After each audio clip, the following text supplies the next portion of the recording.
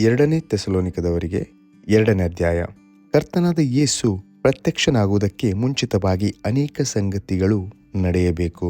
ಸಹೋದರರೇ, ನಮ್ಮ ಕರ್ತನಾದ ಯೇಸು ಕ್ರಿಸ್ತನ ಪ್ರತ್ಯಕ್ಷತೆಯ ವಿಷಯವಾಗಿಯೂ ನಾವು ಆತನ ಬಳಿಯಲ್ಲಿ ಕೂಡಿಕೊಳ್ಳುವುದರ ವಿಷಯವಾಗಿಯೂ ನಿಮ್ಮನ್ನು ಬೇಡಿಕೊಳ್ಳುವುದೇನೆಂದರೆ, ಕರ್ತನ ದಿನವು ಈಗಲೇ ಹತ್ತಿರವಾಯಿತೆಂಬುದಾಗಿ ದೈವರಾತ್ಮ ಪ್ರೇರಿತವಾದ ನುಡಿ ಇದೆ ಎಂದಾಗಲಿ, ಪೌಲನು ಹಾಗೆ ಹೇಳಿದನೆಂದಾಗಲಿ, ಪೌಲನು ಹಾಗೆ ಬರೆದನೆಂದಾಗಲಿ ಯಾರಾದರೂ ಹೇಳಿದರೂ ನೀವು ಬೇಗನೆ ಬುದ್ಧಿಗೆಟ್ಟು ಚಂಚಲರಾಗಿ ಕಳವಳ ಪಡಬೇಡಿರಿ.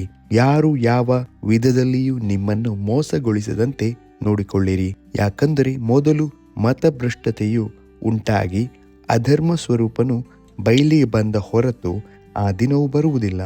ಯಾವುದು ದೇವರೆನಿಸಿಕೊಳ್ಳುತ್ತದೋ, ಯಾವುದು ಪೂಜೆ ಹೊಂದುತ್ತದೋ ಅದನ್ನೆಲ್ಲ ನಾಶನಕ್ಕೆ ಅಧೀನವಾದ ಆ ಪುರುಷನು ಎದುರಿಸಿ ಅದಕ್ಕಿಂತ ಮೇಲಾಗಿ ತನ್ನನ್ನು ತಾನೇ ಹೆಚ್ಚಿಸಿಕೊಂಡು ತಾನು ದೇವರೆಂದು ಹೇಳಿಕೊಂಡು ದೇವರ ಗರ್ಭಗುಡಿಯಲ್ಲೇ ಕೂತುಕೊಳ್ಳುತ್ತಾನೆ. ತಾನು ನಿಮ್ಮ ಸಂಗಡ ಇದ್ದಾಗ ಈ ಸಂಗತಿಗಳನ್ನು ಹೇಳಿದ್ದು ಜ್ಞಾಪಕವಿಲ್ಲವೋ? ಇದಲ್ಲದೆ ಆ ಮನುಷ್ಯನು ನೇಮಕವಾದ ಸಮಯದಲ್ಲೇ ಹೊರತು ಬಯಲಿಗೆ ಬರುವುದಕ್ಕೆ ಏನು ಅಡ್ಡಿ ಮಾಡುತ್ತದೋ ಅದು ನಿಮಗೆ ತಿಳಿದೇ ಇದೆ. ಅಧರ್ಮವು ಈಗಲೂ ಗುಪ್ತವಾಗಿ ತನ್ನ ಕಾರ್ಯವನ್ನು ಸಾಧಿಸುತ್ತದೆ.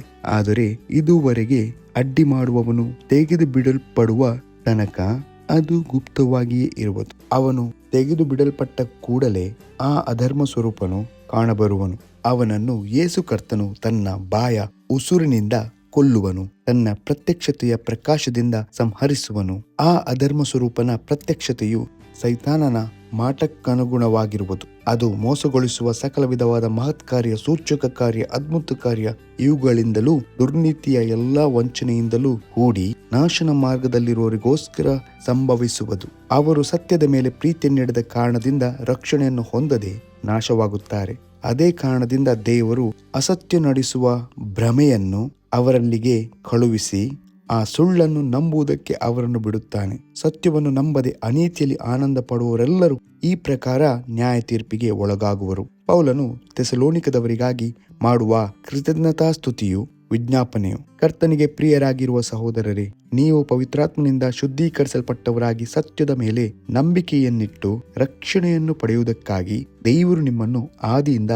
ಆರಿಸಿಕೊಂಡದ್ದರಿಂದ ನಾವು ನಿಮ್ಮ ವಿಷಯದಲ್ಲಿ ಯಾವಾಗಲೂ ದೇವರಿಗೆ ಕೃತಜ್ಞತಾಸ್ತುತಿ ಮಾಡುವುದಕ್ಕೆ ಬದ್ಧರಾಗಿದ್ದೇವೆ. ನೀವು ಹೀಗೆ ರಕ್ಷಿಸಲ್ಪಟ್ಟು ನಮ್ಮ ಕರ್ತನಾದ ಯೇಸು ಕ್ರಿಸ್ತನ ಪ್ರಭಾವವನ್ನು ಸಂಪಾದಿಸಿಕೊಳ್ಳಬೇಕೆಂದು ದೇವರು ನಮ್ಮ ಸುವಾರ್ತೆಯ ಮೂಲಕವಾಗಿ ನಿಮ್ಮನ್ನು ಕರೆದನು. ಹೀಗಿರುವುದರಿಂದ ಸಹೋದರರೇ, ದೃಢವಾಗಿ ನಿಲ್ಲಿರಿ. ನಾವು ಮಾತಿನಿಂದಾಗಲಿ ಪತ್ರಿಕೆಯಿಂದಾಗಲಿ ನಿಮಗೆ ತಿಳಿಸಿದ ಬೋಧನೆಗಳನ್ನು ನೀವು ಭದ್ರವಾಗಿ ಹಿಡಿದುಕೊಂಡಿರಿ ಮತ್ತು ನಮ್ಮನ್ನು ಪ್ರೀತಿಸಿ ನಮಗೆ ನಿತ್ಯವಾದ ಆದರಣೆಯನ್ನು ಉತ್ತಮವಾದ ನಿರೀಕ್ಷೆಯನ್ನು ಕೃಪೆಯಿಂದ ಅನುಗ್ರಹಿಸಿದ ನಮ್ಮ ತಂದೆಯಾದ ದೇವರು ನಮ್ಮ ಕರ್ತನಾದ ಯೇಸು ಕ್ರಿಸ್ತನು ನಿಮ್ಮ ಹೃದಯಗಳನ್ನು ಸಂತೈಸಿ ಸಕಲ ಸತ್ಕಾರ್ಯದಲ್ಲಿಯೂ ಸದ್ವಾಕ್ಯದಲ್ಲಿಯೂ ದೃಢಪಡಿಸಲಿ ಎಂಬುದೇ.